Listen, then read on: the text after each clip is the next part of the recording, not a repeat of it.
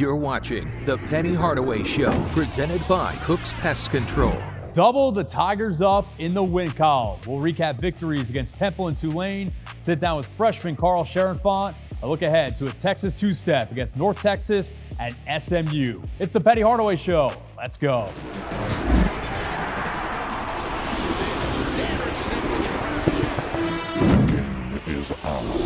The Penny Hardaway Show is presented by Cook's Pest Control. You don't have to live with pests. Call Cook's Pest Control and get a free quote today. Conway Services, the official HVAC partner of Tiger Athletics. Tennessee Lottery, turning dollars into dreams. Tiger Bookstore, the official merchandiser of Tiger Athletics. AutoZone, when you've got car trouble, you want help from number one. So if you've got a battery problem, head to AutoZone, America's #1 battery destination. Get in the zone, AutoZone. And supported by your Memphis area Toyota dealers. What a week. The Tigers win on the road and then get revenge on Super Sunday. Hi, everybody. I'm Dave Woloshin. And I'm Matt Infield. Let's check out the highlights from 2 W's against Temple and Tulane. Tigers starting the week in Philly for their only matchup this season with Temple. Memphis setting the tone early and often against the Owls. First half, David Jones from beyond the arc, book it, 23-16 Tigers. Later in the half, a revenge game for Nick Jourdain playing against his former team. He throws down the two-handed slam. Memphis up 18 at the half. Temple made things interesting in the second with a 15-0 run. Jones quiets that down. Another long ball, 23 points, 10 fours for the Tiger star. Memphis picks up the road win, 84-77. Back home for a Sunday afternoon matchup, looking for payback against Tulane. Early going off the initial miss. Ball finds Naquan Tomlin, and that's bad news for Tulane because he's throwing down a monster jam. Tigers up quickly, still in the first. On the inbound, 1 on the shot clock. Doesn't bother Javon Quinterly. Throws it up, splashes it down. 18 points for JQ on the day. Our defensive player of the week is Tomlin. Second half, Jalen Forbes driving. Tomlin spikes it like a volleyball into the second row. Get that weak stuff out of here. And the outstanding performer of the week is Jones. Jourdain fooled everyone, including myself, with this pass. No mistaking Jones drilling this 3-ball, letting you know about it afterwards. Tigers control this one from start to finish. They beat Tulane 90-78, and now all of a sudden are on a 3-game win streak. Coach, take us through the way you practice. I know it starts with film every time. How much time do you spend on film? Why is that always the first thing? Well, we watch film either of ourselves or the opposing team. When we watch the opposing team, obviously we're trying to get tendencies. We're trying to show the guys their favorite moves, how they like to play, and then we talk about the scout, how we're going to guard these guys. When we show ourselves, it's basically to see whatever we worked on in practice that week, if we're actually doing it and carrying over to the games. Then when you get on the court, when you start out, what does that look like? Well, we start off with a stretch, and then from there we start going into whatever the most least favorite thing that we've done all week in the games, whether it's communication, whether it's on-ball defense. That's what we start with. We start with the most important in the beginning of practice because we want to get them started on the right foot. And after that, it just goes from, like I said, the most important to the least important, because the least important is at the end, but also gets touched on because you got to go from man-to-man D to pick-and-roll D, transition D.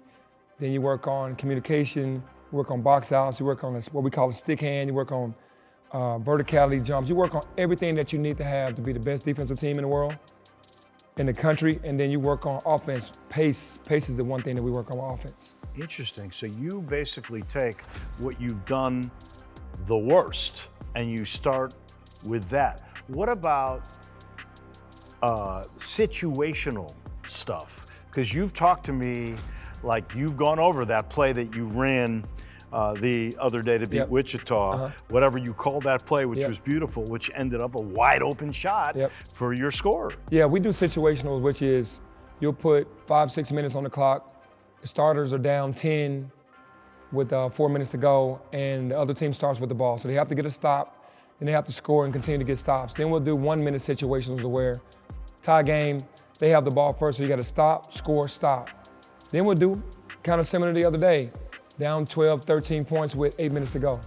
Try to get it down before you get to the first timeout, and that's actually helping us better now in the games. Then at Temple last year, you drew one up for Kendrick to win the game, and I think you said afterwards there's a section of practice called winners, right, that you work on pretty extensively? Yeah, for sure. I mean, we always have that the situationals and the winners, because it's going to come a time in a game that you're going to need it, and we have to be well versed on it, because when you get in the game, you can't miss a screen, you can't mess the play up by not setting your man up. Everything is so precise. That's why we have to work on it all the time. Let's go to your defensive side of practice.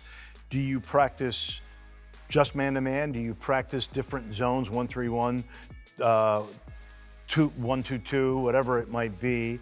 How do you determine what you want to do there? How much time do you spend on that? Well, we spend about 30 minutes a day on man-to-man defense, just guarding your yard. We're saying don't let your man beat you, just compete. Don't let your man beat you. Then we work on guys in help position, talking to the guy that's on the ball. If the ball comes their way, we call it rake and stay. And then we work on rebounding, which ends the defense, and then we go from there. Then we'll also work on 1-2-2, three-quarter press back to zone, 1-2-2, three-quarter press back to man. We'll work on some circle press where we just start trapping all over the place, and then we'll work on 2-3. You do that every day? We do that pretty much every day. Wow. How much different do your practices look in the summer, leading up to the season, to right now when you're in the thick of it, which is something I know you've hit on at different points this year? The summer, to me, is when you establish kind of your culture, when you want to talk about, hey, we're going to be a defensive, disruptive team. And you start doing all the drills. The problem is I haven't had my entire team here in June, not once yet. So it starts off with a certain group, and then we start adding as the summer goes. And, you wanted a full team there in June, because you start doing all the stuff that you're working on now, it will be less work, because all of it will be done by July. What about conditioning? You guys have separate days that you lift, but what about running a team? And do you have to be careful with that as the season goes on so you don't wear them out? Yeah, well, we have a philosophy around here where we rather get the energy out of you in the games and the practice, but we also have hard practices depending on the weeks and how the games go. We don't try to tire the guys' legs out, because we've been playing majority of fifth-year guys, 28 to 35, 36 plus, and you do that an entire season, and then you run the sprints and the ladder drills and all of that too much, then you kind of wear them out. But we do get enough conditioning through the basketball, getting up and down offensively and then trying to press. We let that be our conditioning for us, instead of having them play that many minutes in the game and then going into practice and having them overwork. How much different are your practices now with older teams compared to when you got here and they were younger guys? Yeah, we had to do more work. We had to put more practice time in. We had to do more film sessions with the older guys. They kind of understand some of the stuff. They can get together and kind of shortcut some things. Whereas in the past, when you have the younger teams, you have to always have everybody present. You have to show more film. You have to do more things on the court.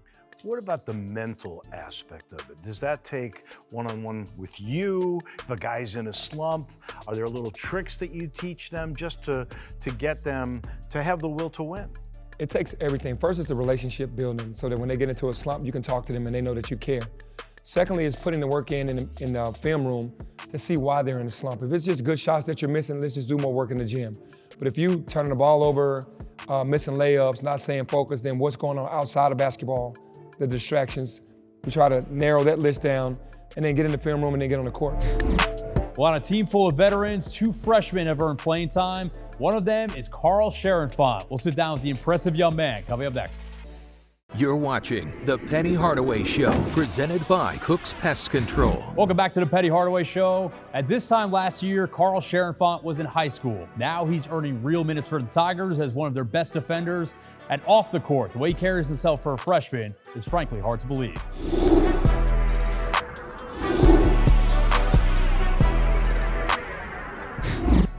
Sharonfont is a product of South Florida and had a pretty incredible introduction to basketball. Definitely, I think growing up watching LeBron, the Heat, that era with Dwayne and LeBron for sure. And I think it first started with Dwayne Wade.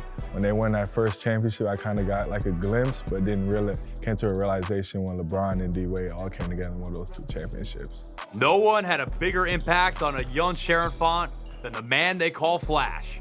It inspired me a lot, especially Dwayne Wade, I feel like, as a player, because growing up, and I thought I had a lot of similarities to him, especially getting older. I started to resemble a lot of similarities when I got in my teen years of playing basketball. So it really pushed me forward to actually want to pursue this game. Do you try to model your game after him at all? I do a lot, and how he approaches the game, the skill set, a lot of stuff, because we're the same size, and I just love everything with how he approaches the game. Sharon Font also grew up playing football, but eventually zeroed in on hoops. He starred at Calvary Christian Academy in Fort Lauderdale, where he won, not one, but 2 state championships. Some of the best experience I've ever had in basketball. I think it made it even more special with the guys I was doing it with, the bond we created over those years. One of the most special bonds Sharon Font formed was with his head coach, a man named Steve Allen. He was started to be around me when I was like 7th grade, when I really started taking basketball seriously. First it started with basketball, then it started to trickle off the court, and he became like a mentor, a father figure. I even call him dad to this day now. And his wife and his kids, I call his wife my mother, and his kids my siblings. I'm around them so much. They're like my second-tier family, and I appreciate the input he got in my life.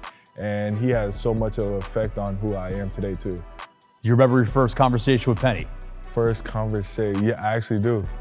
It was June 15th, going into my junior year.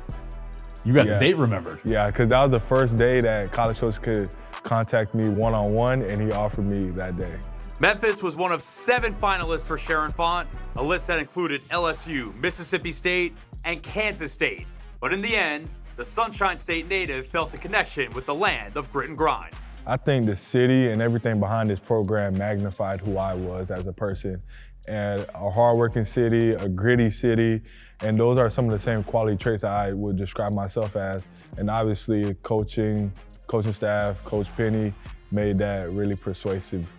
Just overall, first year of Memphis, what's that been like? It's been fun, good learning experience for me, I feel like. Especially basketball-wise, Penny has taught me so much stuff, and I've gotten so much insightful information from him while being here. Stuff that I didn't think I would see on the basketball floor, but he's made it a very good experience, and obviously being patient here, getting better, I think has been a good growth experience for me. On a team full of experienced collegiate players, Sharon Font has managed to earn Penny's trust and see some playing time as a true freshman. It's been a good confidence boost for me because he lets me know the things I need to do in order to get on the floor with this particular group, and it's things that I'm willing to do and contribute to the team. At the same time, he's earning an education in college hoops from his teammates who have been there and done that for years. It's been very beneficial to me because some freshmen, especially in the past, come around with a bunch of group of a lot of freshmen, and you got to try to find your keep with other freshmen while they're trying to find their way. But having certain veterans on this team and help lead the way, how you do stuff off the court, how you do stuff on the court, it's been very good for me. If you're thinking to yourself, he carries himself incredibly well for a freshman, there's a reason for that. I think growing up, initially not having my dad in my life after a couple of years, my mom having to work so much jobs in order to take care of my brother and my sister, and basketball came in the fold, and basketball taught me a lot of life lessons, but I also had to teach myself a lot of stuff off the floor. Obviously, being a single mom is not easy, but it sounds like she did a great job with you. How instrumental has she been in getting you to this point? Very instrumental. Her hard work goes unnoticed by a lot of people, but I notice it every single day and when she does. And a lot of the characteristics that she has are input in me today. What do you hope to accomplish here? Trying to win a national championship. Simple enough. And then I know you have NBA dreams. Expand upon that a little bit for me.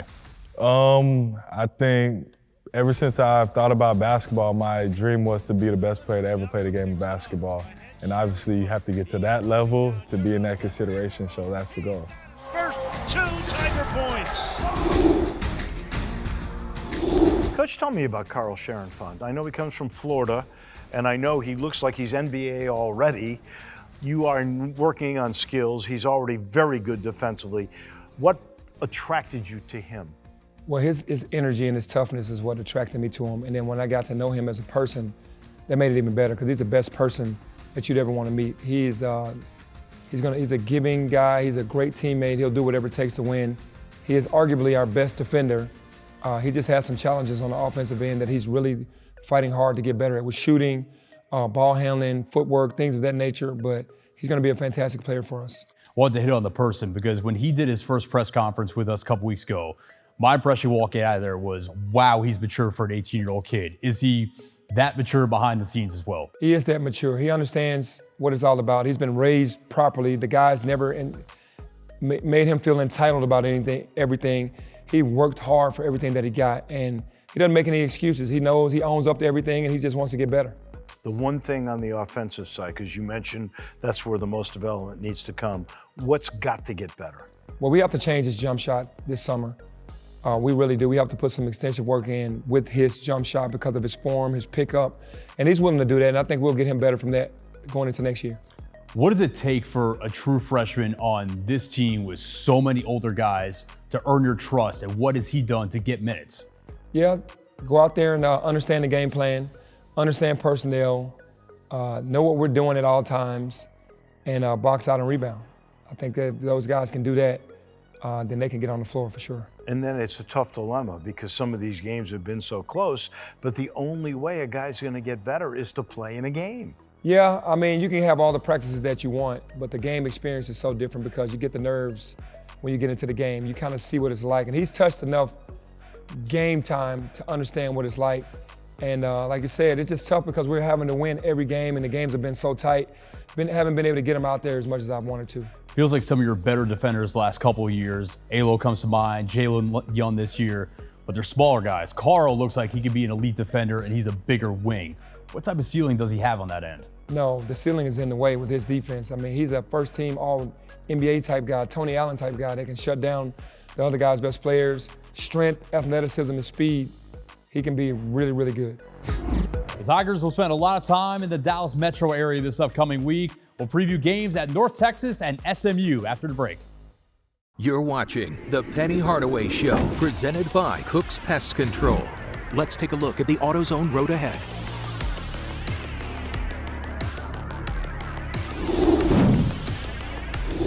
We got the Texas two-step, and I think it's the first time since the Josh Pastner era that we're staying on the road. You're not coming back home. Yeah, that's different, but at least we're going to be in a place with good weather. It's going to be warm in Dallas, so it's going to be two tough games. North Texas is playing really well, and obviously SMU is playing really well. North Texas new to the league this year, but they've acquainted themselves nicely. What should we expect out of them? Hard play, energy. That's how they've always played. They're in attack mode at all times on both ends of the floor.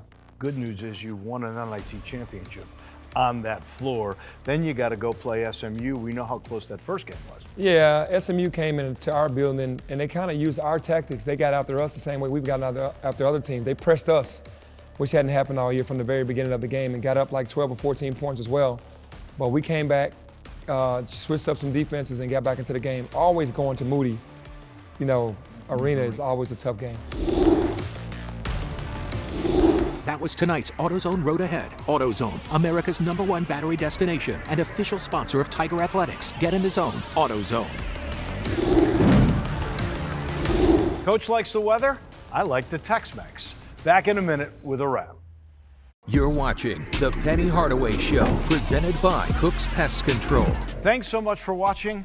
We'll see you again next Sunday night. Have a great week, everybody. The Penny Hardaway Show is presented by Cook's Pest Control. You don't have to live with pests. Call Cook's Pest Control and get a free quote today. Conway Services, the official HVAC partner of Tiger Athletics. Tennessee Lottery, turning dollars into dreams. Tiger Bookstore, the official merchandiser of Tiger Athletics. AutoZone, when you've got car trouble, you want help from #1. So if you've got a battery problem, head to AutoZone, America's #1 battery destination. Get in the zone, AutoZone. And supported by your Memphis area Toyota dealers. This copyrighted telecast is an exclusive presentation of Learfield under the broadcasting rights granted by the University of Memphis. Reuse of this presentation is prohibited without the expressed written consent of the University of Memphis and Learfield.